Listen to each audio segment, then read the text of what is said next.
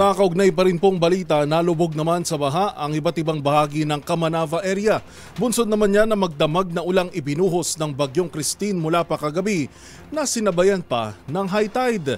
Dahil dito nagmistulang parking lot ang mga tulay at mga matataas na kalsada sa mga apektadong lugar.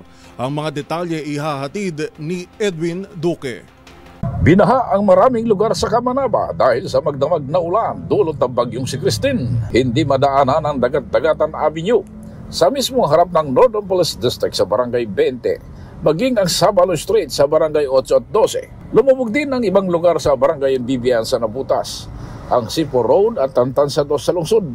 Stranded ang mga dumadaan naman sa Maysilo, Malabon, Aquino patungo naman ang City Hall at ilan pang mababang lugar sa Santulan, pagitan ng Valenzuela at Malabon. Stranded ang mga dumadaan naman sa Paso de Blas sa Valenzuela na nakakonek sa NLEX dahil sa pag-apaw ng creek sa lugar.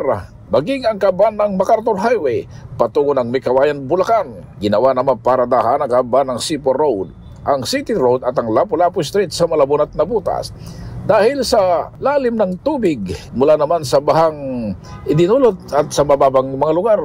Ang biglang paglakas ng ulan kagabi at itong magdamag ay nagpabaha sa Kamanava. Sinabayan pa ng high tide na may sukat na 1.8 parisukat ang lalim ng tubig sa Manila Bay.